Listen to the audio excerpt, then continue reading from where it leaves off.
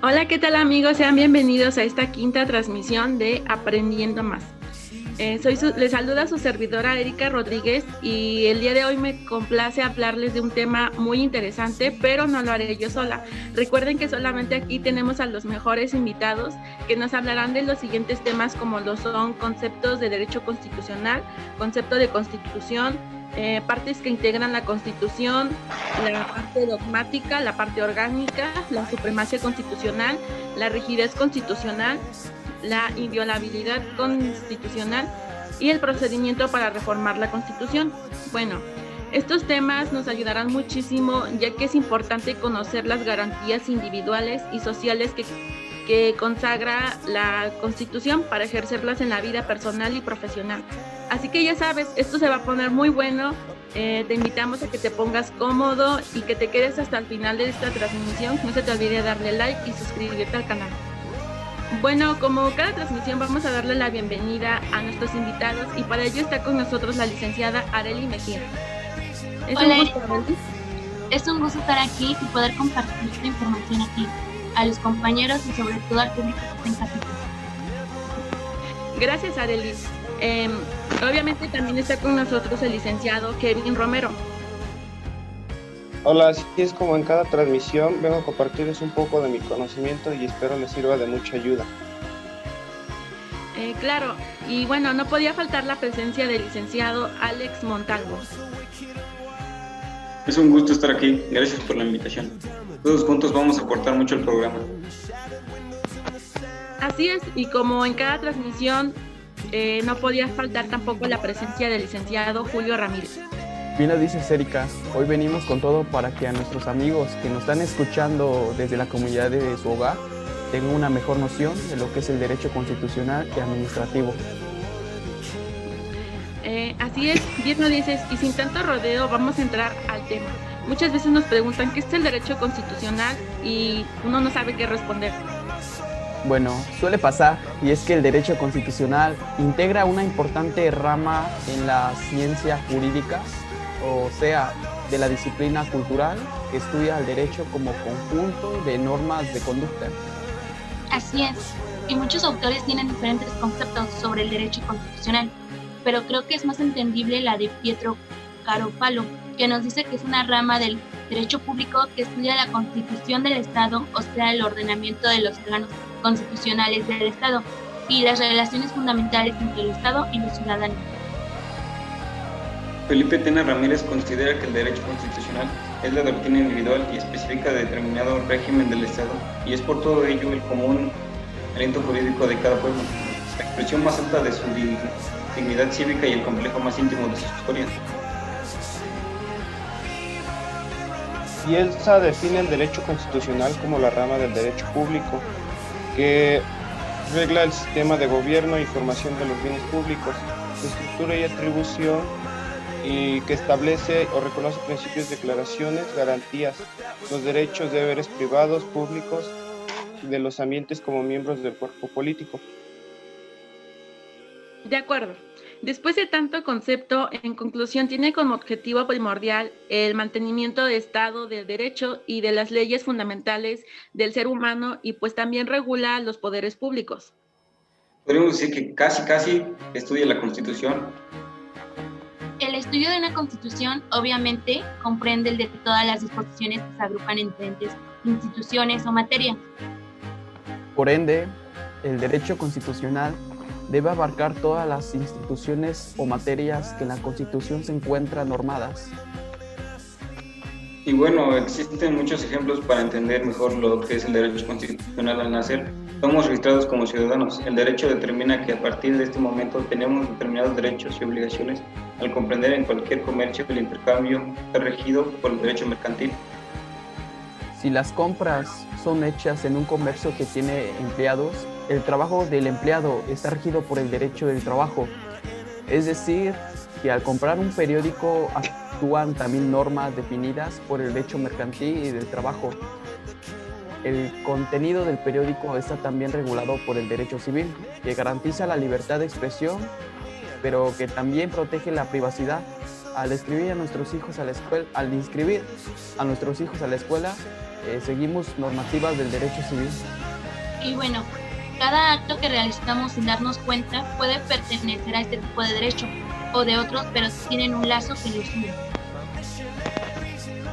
No debe olvidarse que, en efecto, que el derecho constitucional responde a la pregunta de cómo es un Estado específico, es decir, cómo está estructurado en una constitución determinada. Mencionando la palabra constitución, pues hay que tener claro que la constitución es el ordenamiento fundamental y supremo en que se proclaman los fines primordiales del Estado y se establecen las normas básicas a las que debe sujetarse su poder público. En pocas palabras, es el ordenamiento jurídico fundamental y supremo del Estado. Aunque la verdad, yo creo que la sociedad no respeta la constitución política de los Estados Unidos mexicanos, porque la desconoce.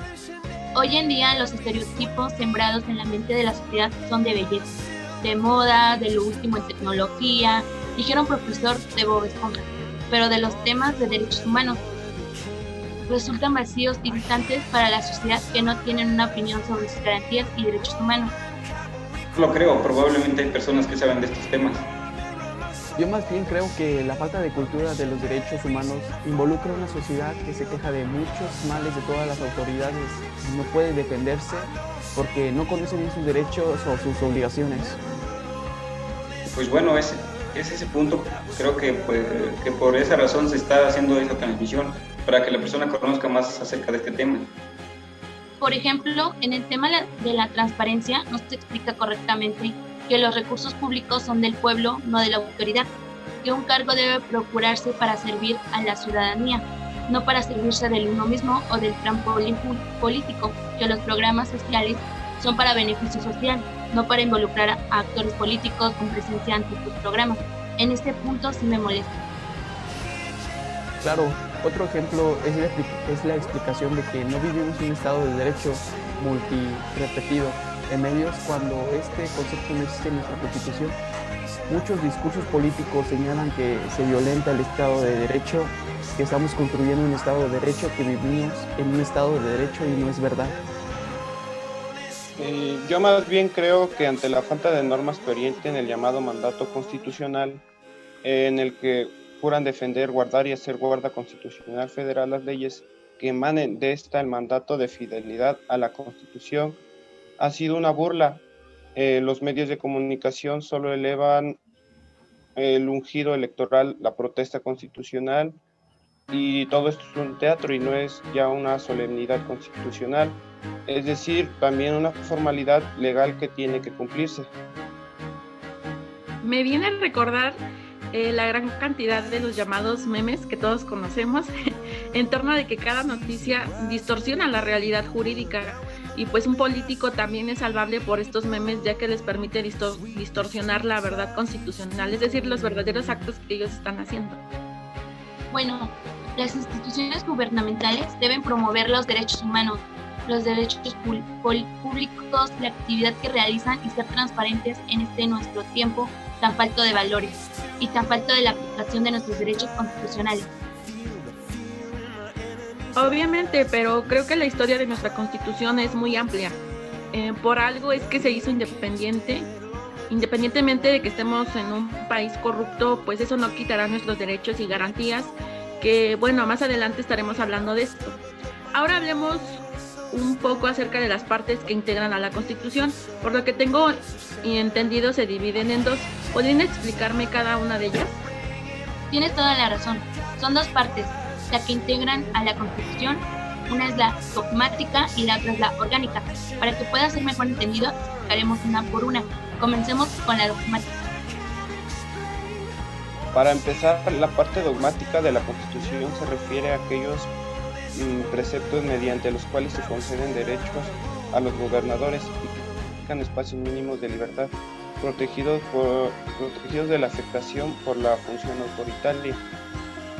La Constitución mexicana incluye estos derechos en la primera parte del artículo 1 al 29, que contienen las llamadas garantías individuales. así como en otros preceptos aislados, como el artículo 31, fracción cuarta, que se refiere a las obligaciones tributarias de los ciudadanos, y el artículo 123, relativos a los derechos laborales. Por lo que se refiere a esta parte de la Constitución, podemos mencionar algunas de las garantías individuales para ejemplificar la parte dogmática de nuestra Carta Magna. Sin olvidar que el análisis exhaustivo de las garantías individuales se realiza en otros puntos, que sería la protección a todo individuo que se encuentre en el territorio mexicano. Y bueno, también el derecho de petición de que goza todo ciudadano mexicano para solicitar información a las autoridades siempre que se realice por escrito y de manera pacífica y respetuosa. Algunas libertades que se concede de los gobernados, tales como la libertad de profesión, la libertad de asociación y la libertad religiosa. Por ejemplo, hemos afirmado que el pueblo en su sentido sociológico o la nación comunidad real que entraña comunidad de destinos históricos, de tradiciones, de recuerdos, de metas y esperanzas, y tiene un poder que es la soberanía.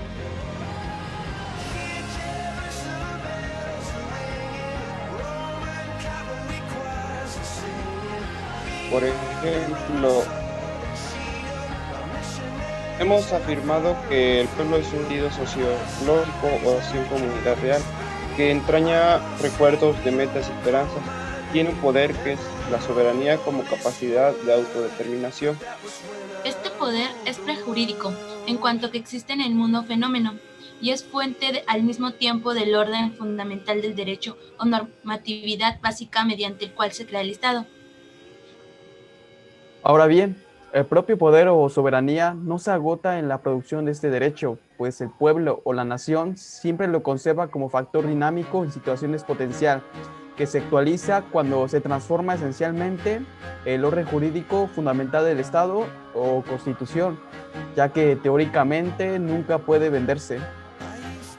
En otras palabras, dentro de la institución llamada Estado, el pueblo o la nación siguen siendo soberanos, puesto que jamás pierden la potestad de autodeterminarse variablemente en sucesivos órdenes jurídicos fundamentales.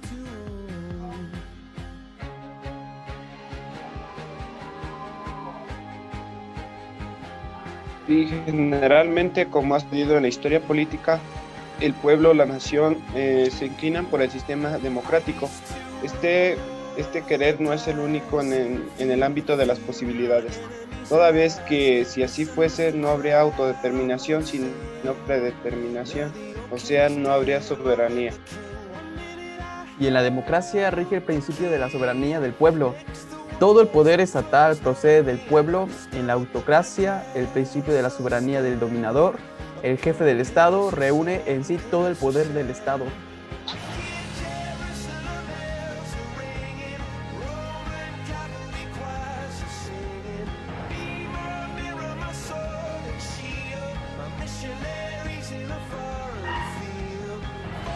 Entre la soberanía y la democracia hay pues una relación causal, en cuanto que aquella es la causa y esta el efecto, pero también existe un vínculo teológico, ya que el fin de la implantación del sistema democrático, el medio y el poder soberano que la establecen jurídicamente.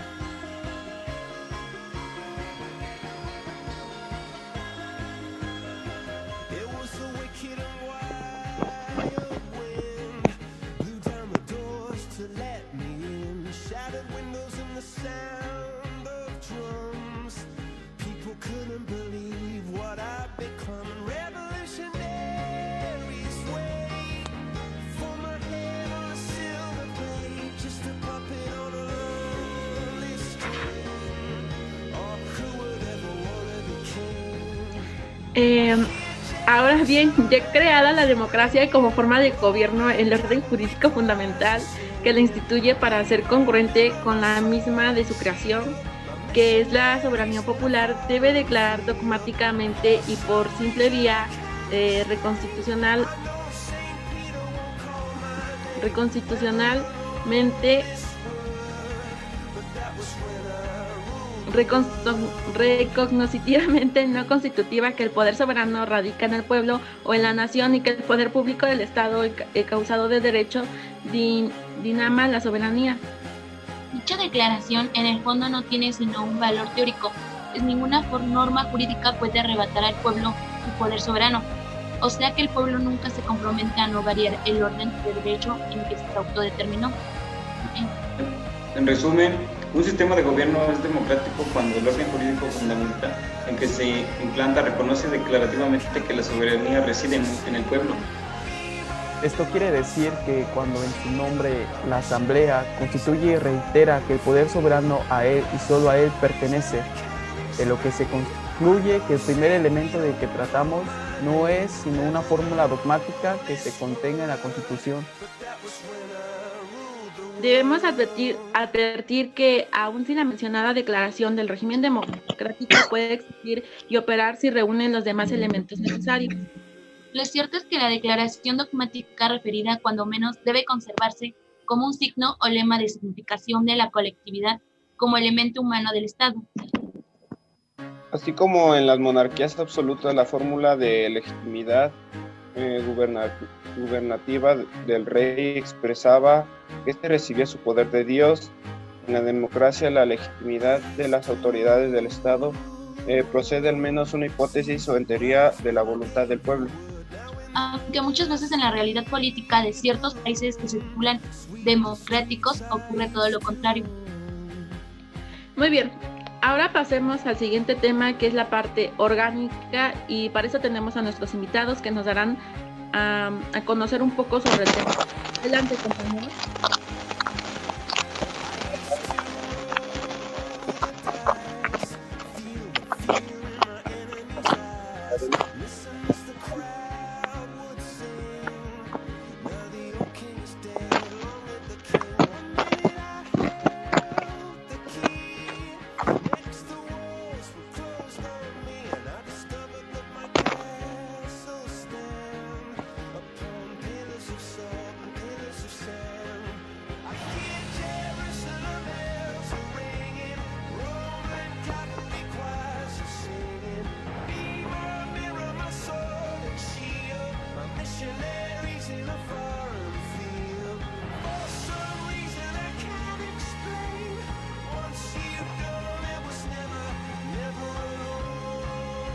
Que da a conocer la organización de los poderes públicos con sus competencias.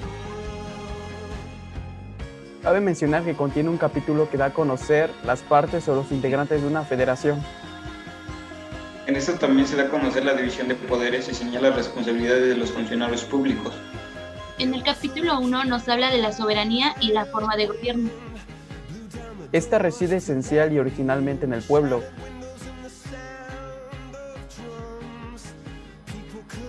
Esta quiere decir que es la voluntad del pueblo mexicano al constituirse por una república representativa.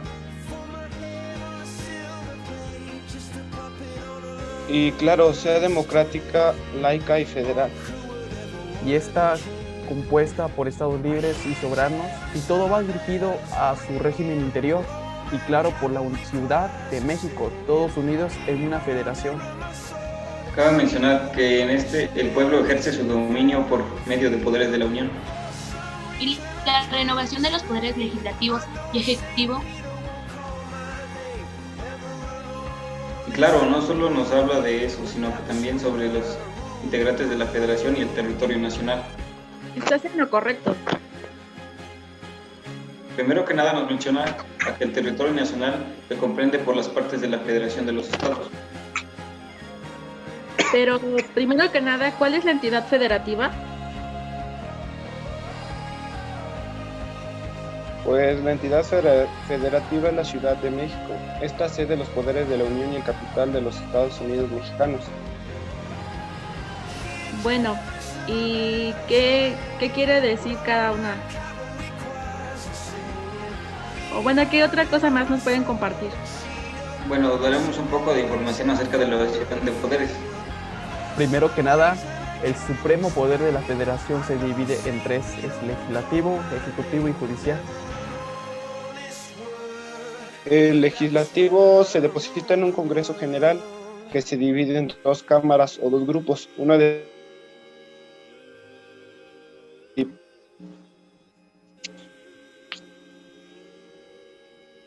En la Cámara de Diputados está integrada por 300 diputados, que son elegidos por mayoritaria relativa, y 200 diputados elegidos por representación proporcional. ¿Y a todo esto qué se requiere para ser diputado? Para esto se requiere que seas ciudadano mexicano por nacimiento, tener 21 años cumplidos el día de la elección, ser originario de la entidad federativa en que se haga la elección o vecino de esta, y ya. No se te olvide, compañero, también que no seas ministro de algún culto religioso, y la última, no estar comprendido en algunas de las incapacidades. Y la Cámara de Senadores se integra por 128 senadores y senadoras, de los cuales en cada estado y en la Ciudad de México. 2 de estos serán elegidos según una votación, y uno será asignado en la primera minoría. Muy interesante. Claro que sí, y lo que falta. También nos menciona un derecho. ¿Cuál es? Sí, ese derecho es el de iniciar leyes o decretos. Esto solo se le compete al presidente de la República, a los diputados y senadores y a los legisladores de los estados. Bueno, pasemos al siguiente tema, que es sobre la supremacía constitucional. Primero que nada, empecemos por la fundamentalidad. Esta tiene cualidad de la Constitución jurídica positiva y hace que se califique como ley fundamental del Estado. Y bueno, esta Constitución es el ordenamiento básico de toda estructura jurídica estatal. Esto quiere decir que sobre esta que se asienta un sistema normativo de derecho de su integridad. Este concepto equivale a la primariedad, o sea que si la Constitución es la ley fundamental, al mismo tiempo es una ley primaria. Ahora bien, la Constitución es la ley fundamental de los conceptos antes mencionados, al mismo tiempo es la ley suprema del Estado. Fundamental y supremacía, esto quiere decir que son dos conceptos inseparables, de los cuales las dos cualidades son concurrentes en toda la Constitución jurídica positiva, o en otras palabras, que esta es suprema por ser fundamental y es fundamental por ser suprema.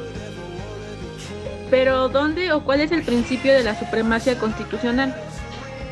Bueno, este se explica lógicamente por el carácter de la ley fundamental que sostiene la Constitución, ya que sin él no habría razón para que fuese suprema. El principio de la Constitución descansa en sólidas consideraciones lógicas y jurídicas. Claro, y también se atiende a que la Constitución es la expresión normativa de las decisiones fundamentales de carácter político, social, económico, cultural y religioso. Este debe autopreservarse frente a la actuación toda de los órganos estatales que ella misma crea, órganos primarios o derivados. O dicho de otra manera, como ley suprema que ya habíamos mencionado anteriormente. Obviamente, la supremacía constitucional implica que ésta sea el ordenamiento de toda una pirámide, por así decirlo, de todo el derecho positivo del Estado. Esta situación la convierte en un índice de una validez, se podría decir que formal, de todas las leyes secundarias u ordinarias que conforman el sistema jurídico estatal. Y ninguna de estas debe oponerse, violar o simplemente adaptarse de las disposiciones constitucionales. Y claro, si esta fuese violada, la ley provoca fenómeno de validez formal, que en otras palabras quiere decir que puede declararse nula, inválida, inoperante o ineficaz. Y claro, de esta se derivan varias consecuencias que sería adecuado mencionar. Una de ellas sería que son fundamentos de diversas instituciones constitucionales de distintos regímenes. Y bueno, las consecuencias fundamentales son las siguientes. El control de la constitución de las leyes que se impone a raíz de la necesidad de la Constitución. Y la otra, que es la imposibilidad jurídica de los órganos, niega los ejercicios de las competencias que le ha atribuido la Constitución. Por esta misma razón es que la Constitución ha creado o establecido poderes diversos, distintos y repartido los atributos de la soberanía entre varias autoridades. Sin temor a que nos equivoquemos, podemos asimilar que esta doctrina ha sido constitucionalismo americano desde sus labores, lo que lo ha definido como más precisión. Pero claro, esto no acaba. Después de eso, inicia la supremacía en el constitucionalismo mexicano. Este está en el artículo 133 de la Constitución de 1917, que corresponde al artículo 126 de nuestra Ley Fundamental de 1857.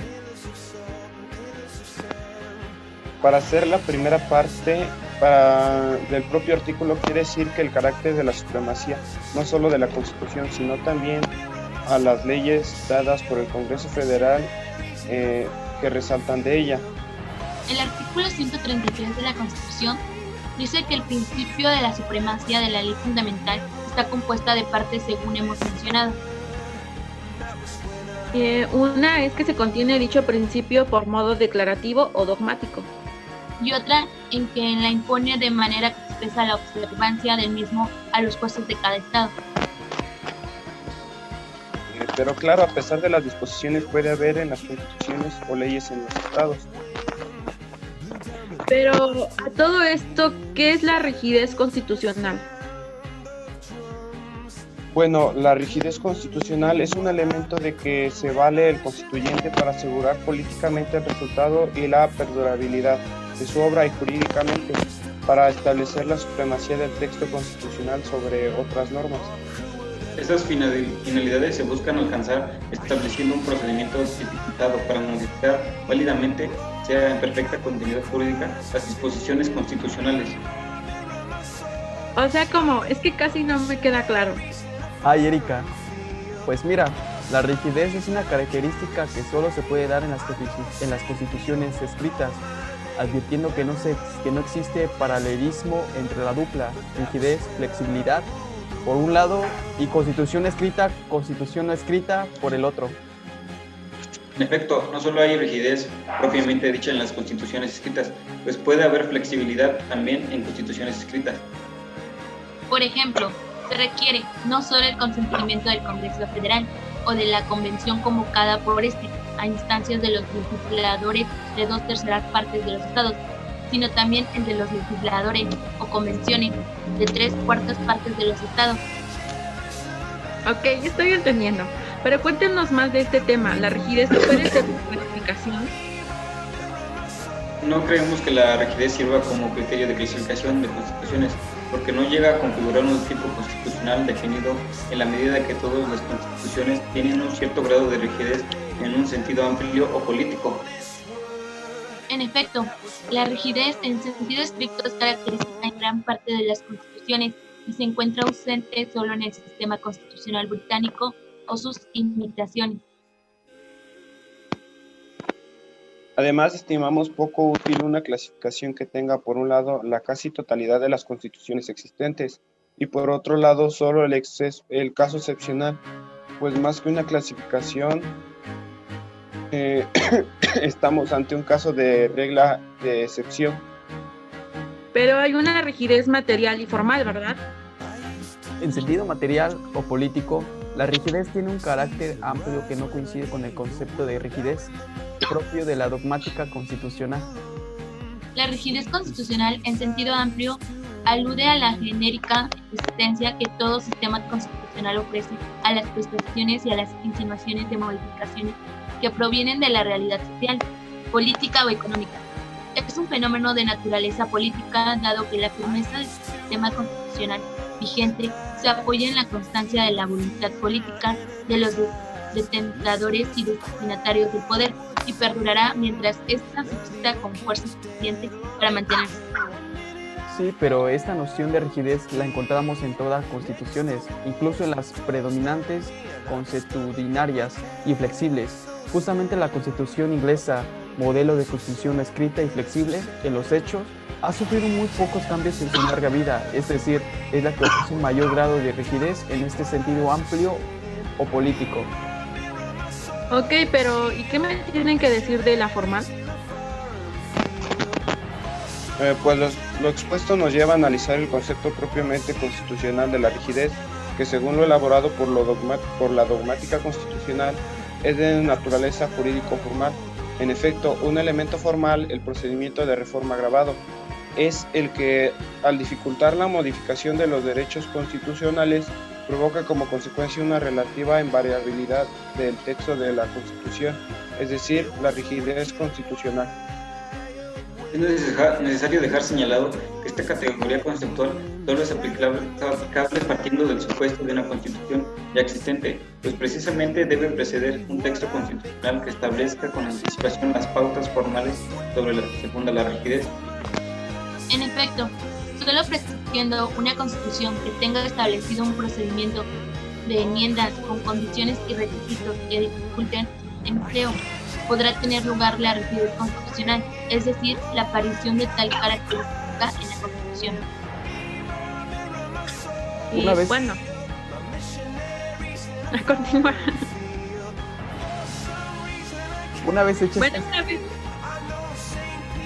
una vez hechas estas aclaraciones previas, podemos definir adecuadamente el concepto de rigidez constitucional en sentido propio. La rigidez constitucional es el resultado de la presencia de elementos formales. En efecto, en la medida que para modificar los preceptos constitucionales, o lo que es lo mismo, para el dictado ulterior de normas constitucionales, haya que superar ciertos obstáculos procedimentales. Mientras ello no suceda, el documento constitucional existente gozará de una cierta intangibilidad, lo que confiere al texto de la Constitución existente un alto grado de permanencia. Muy bien, pero ¿será que hay inviolabilidad constitucional? ¿sí? La inviolabilidad y las reformas a la Constitución son aspectos íntimamente vinculados con la teoría de la supremacía constitucional, que se desarrolló ampliamente el jurista austriaco Hans Kelsen con la llamada pirámides normativas invertidas como una representación gráfica, dando que la Constitución es la norma que establece cómo se creen las demás leyes y además señala cuáles son los límites de esas normas secundarias. Resulta vital para el sistema constitucional y la forma en que dicha ley suprema puede modificarse y la vigencia en sus diferentes hipótesis. Bajo el término de supremacía de la Constitución, se hace referencia a la cualidad de la Constitución de fungir como la norma jurídica positiva superior que da validez y unidad a un orden jurídico nacional. Las constituciones mexicanas, federalistas y centralistas, han variado el procedimiento para su reforma. Así, la Constitución de Cádiz estableció un procedimiento completo de reforma en el que únicamente los diputados de las Cortes estaban facultados para proponer reformas constitucionales hasta después de 8 años de haberse puesto en vigor la Carta Gaditana. El Decreto Constitucional para la Libertad de la América Mexicana ordenó que mientras no se reuniese la representación nacional, no podría hacerse alteración o supresión o adición de ningún artículo relativo a la forma de gobierno. Entonces es muy difícil violar la Constitución. Así es, las constituciones aspiran a durar y adaptarse a los cambios de la realidad, modificándose a través de las reformas, la interpretación y la costumbre. Puede, en este sentido, afirmarse que las constituciones poseen una vocación de eternidad jurídica. En el principio de inviolabilidad de la Constitución se encuentra una de las finalidades que persigue todo orden jurídico, la seguridad. Pero ¿cómo se clasifican según la posibilidad de su reforma? Mira, las constituciones se clasifican en flexibles, que esta nos dice que se modifica mediante procedimiento legislativo ordinario, lo que significa que una ley de parlamento puede cambiarlas en cualquier momento. Las otras, que son las rígidas, son aquellas que se requieren un procedimiento especial para ser reformadas, es decir, los procedimientos para la creación, reforma o adición de las leyes constitucionales es distinto y más complejo que los procedimientos de las leyes ordinarias. Casi todas las constituciones del mundo prevén su reformalidad, es decir, la modificabilidad. En otras palabras, toda reforma a la ley fundamental debe tener una justa causa final, o sea, un motivo y un final que realmente responda a los imperativos sociales que la reclaman, de tal manera que, siendo esta por naturaleza cambiante, el derecho tampoco debe ser estático o inmodificable, Por ende, uno de los atributos naturales de las leyes es su reformabilidad, o sea, modificable, pero para que una reforma legal se justifique, plenamente debe proponer hacia la obtención de cualquier de este objetivo. Mejorar las bases o principios de un mejoramiento o perfeccionamiento social o brindar las reglas según las cuales puedan solucionarse satisfactoria eficazmente un problema que afecte al pueblo o solucionarse una necesidad pública. Hemos adversado que la Constitución es la ley fundamental y suprema del país, ya que implica la base sobre la que se sustenta todo el derecho positivo al establecer las normas que rigen la vida del Estado, su organización y las relaciones de las autoridades entre sí frente a los gobiernos. Y la Constitución, para merecer con autenticidad este nombre, debe tener alma, y esta se expresa en un conjunto de principios políticos, sociales y económicos, que no son el producto de la imaginación de sus autores, sino que se encuentran arraigados en el ser, el modo de ser y el querer de ser un pueblo. Por ende, solo el pueblo puede modificar tales principios o darse una nueva constitución. Esto está estipulado en el artículo 135, así que háblenos un poco sobre esto. Mira, nuestro artículo 135 constitucional deposita la facultad reformativa y de adicción de la ley suprema, la Suprema del Congreso de la Unión y la legislatura de los estados, y a la inseguridad o ineficiencia que ofrece el propio precepto. El artículo 135 nos dice que la presente Constitución puede ser adicionada o reformada.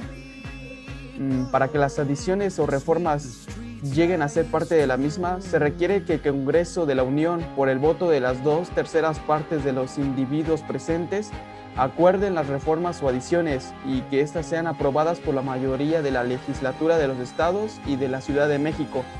El Congreso de la Unión o la Comisión Permanente, en su caso, hará el compuesto de los votos de la legislatura y la declaración de haber sido aprobadas las adiciones o reformas.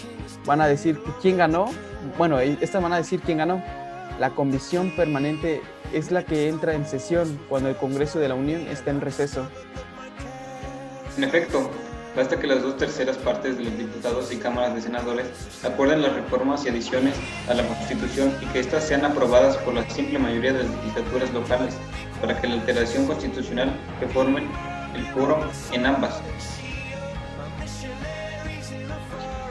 Pero tiene que haber un tiempo en el que se pueda reformar la Constitución. Bueno, nuestra Constitución no establece un límite de temporalidad. En cuanto a la reforma, ¿a qué me refiero con esto? Pues la podemos reformar en cualquier momento, mañana, la otra semana. Anteriormente se necesitaba hasta 6 años para que se volviera a hacer una reforma. Nuestra Constitución no permite las cláusulas, son aquellos principios que no se pueden modificar en la Constitución. Explicaré lo que es el quórum. Se necesitan 251 diputados federales y 65 senadores para poder tener una junta legislativa y ya después ver si cumplen con las 2/3 partes de los individuos presentantes. El Congreso de la Unión se conforma de 500 diputados federales, pero se necesita que 2/3 partes estén de acuerdo, que estén presentes. Ojo con esto. El quórum es el mínimo de personas, como lo acaba de explicar mi compañero. El Congreso más de una para poder tener una junta legislativa y ya después ver si cumplen con las 2/3 partes de los individuos presentes. Y 2, también se requiere que sean aprobadas por la mayoría de la legislatura del Estado y de la Ciudad de México, al igual que el Congreso de la Unión, la mitad más 1, que es 31, 16 más 1 es igual a 17 y legislatura. Y si la propuesta después de un mes no contestan, se entenderá que están de acuerdo. Claro, pero ¿cómo puede el pueblo cambiar su constitución? Viene esta pregunta de cómo puede sustituirla por una nueva que refleje el estado evolutivo que los distintos órdenes de su vida haya alcanzado. ¿Cómo puede reemplazar los principios esenciales políticos, sociales, económicos o jurídicos que en un determinado ordenamiento constitucional se han plasmado. No obstante que aún no es oportuno adicionar el artículo 135 constitucional para implantar el referéndum popular como único medio concreto para modificar, sustituir o sumir las declaraciones fundamentales sobre las que sustenta la Ley Suprema de México. No es socio ni superfluo o postular. Dentro de las primeras se comprende la manifestación de la voluntad mayorista del pueblo a través de una votación extraordinaria que apruebe o rechace no solo la variación de los consabidos principios y la adopción de distintos o contrarios de los constitucionalmente establecidos, sino la sustitución de la ley fundamental. Qué agradable momento. Y bueno, queridos amigos, hemos llegado al final de esta transmisión y bueno, como ya sabemos, cada colega compartirá su punto de vista, qué es lo que opina directamente sobre estos temas. Y pues vamos a empezar a dar la palabra, empezando con el licenciado Kevin. Primero que nada, las personas no usan la Constitución todos los días como lo hacen con el celular, los autos o el transporte. Más bien les parece como un libro que no les sirve para nada. Y por eso muchos podrían preguntarse o preguntar cuál es su utilidad, qué derechos nos asimila. Pues están muy equivocados, ya que en nuestra vida cotidiana participa de diferentes maneras, como por ejemplo, si alguien tiene una fiesta a medianoche y hace un ruido escandaloso, está violando un derecho constitucional. Y pues claro, como todos los vecinos pueden quejarse o obligarlo a que no haga más escándalo. Si una autoridad quiere cobrar por realizar un trámite o un vigilante de tránsito pide una mochada, como suelen decir, para no levantar una multa, en estos casos es donde hay violaciones a los derechos y se puede reclamar, claro, si conoces la Constitución. En otras palabras, es importante en la vida cotidiana porque nos sirve para los derechos y las garantías, que sean respetados sin que exista el abuso. Por eso debemos promover el conocimiento y respeto hacia ella y las leyes en que se detallan sus normas y principios generales.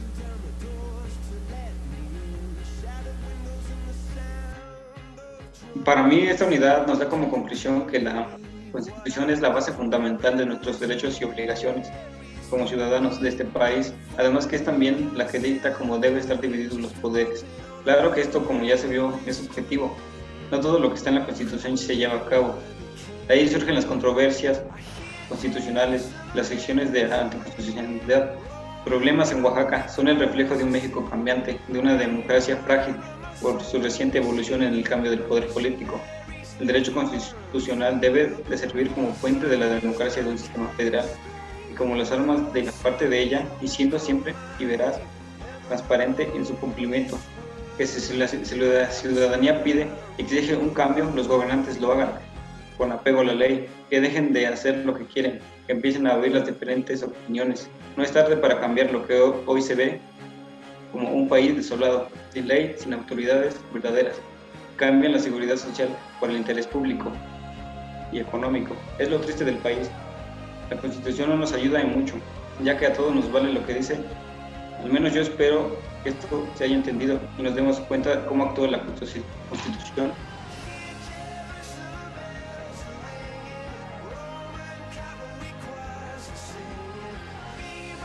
Luego de comentar el presente podcast, llega a la conclusión de que la Constitución es la norma suprema de un país y esta nos va a regir como sociedad. Aparte de los objetivos del Estado, nos va a proteger como ciudadanos, nos va a dar ciertos derechos y en caso de que no estemos de acuerdo con un artículo, nosotros como ciudadanos podemos exigir que se modifique por medio de una manifestación. Pero no quiero llegar tan lejos. Mira, anteriormente escuché la conferencia de Andrés Manuel López Obrador que se modificó el artículo 4 de la Constitución. Esta nos dice que si se trata de una persona adulta mayor por ley, en México todos los adultos mayores de 68 años tienen derecho a una pensión. Esto es universal, o sea, ricos y pobres, como un reconocimiento por el desarrollo del país y gracias a eso mi abuelo tiene ese derecho de recibir la pensión. También anteriormente Hace unos meses había leído el libro de Catherine Marca, se llama ¿Quién le hacía la cena a Dan Smith? Este libro me fascinó, ya que nos narra el feminismo y la economía. Mira, ojo, quiero aclarar que esto guarda una estrecha relación con la modificación de la Constitución. Ya teniendo en cuenta esto, quiero empezar. A finales del siglo XIX y principios del siglo XX, para ser exacto, las mujeres se unieron para exigir el derecho a la propiedad privada y a la herencia, el derecho a la libre creación de empresas, el derecho al trabajo, la igualdad salarial y, como todo, la posibilidad de mantenerse a ellas mismas.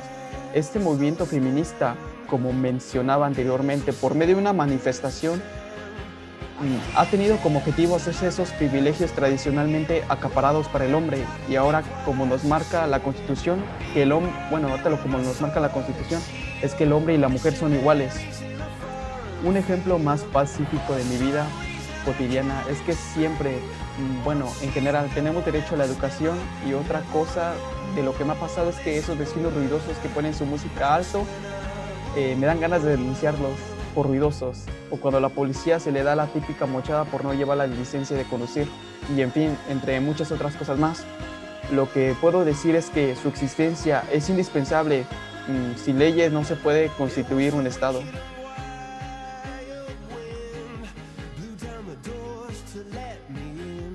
Bueno, en lo personal yo creo que hablar de nuestra Constitución es bonito, porque recordamos a todos esos héroes que buscaron un Estado de derecho y siempre los recordaremos, porque en esas épocas éramos esclavizados, aunque la verdad yo creo que hasta la fecha lo seguimos siendo, independientemente de que pues se diga que hay que existen los derechos constitucionales. Creo que a los políticos que llevan a frente nuestra nación no les interesa hacer nada por el país, solo les importan sus bolsillos y sus vidas, porque mientras se ignoran los principios de igualdad, de justicia, de libertad, pues todos esos políticos siguen ganando su dinero. Y bueno, un claro ejemplo aquí en Tehuacán, cuando la señora Ernestina Fernández estaba de presidenta, se robó mucho dinero. Y bueno, una anécdota que quiero compartir es la de mi mamá, que ella es comerciante ambulante. Entonces, esa situación se salió de control porque estaba esa presidenta en contra de las vendedoras ambulantes, con la idea de que el mercado 16 de marzo sería centro histórico, y pues hasta la misma autoridad maltrataba a estas señoras que salían a ganarse la vida. Creo que ahí han de andar circulando videos en redes sociales, y pues bueno, se hizo un juicio de amparo. Mi mamá incluso hasta la cárcel fue a dar solo por el haber faltado a la autoridad. Se hizo un juicio de amparo entre compañeras ambulantes, y pues bueno, fue todo un relajo que creo que aún faltan muchas cosas en nuestra comunidad y aún más en el país. Esperemos que la sociedad no pierda la esperanza de tener algún día ese Estado de Derecho. Mientras tanto, pues ya tenemos noción de lo que son nuestras garantías individuales y nuestros derechos, y hay que luchar porque sean respetados, para que esto que es importante conocer un poquito de estos temas de derecho. No importa que digas que no vas a estudiar nada de eso, a veces nos hará falta conocer al menos un poco para que no nos engañen y pues podamos compartir ciertos conocimientos a otras personas.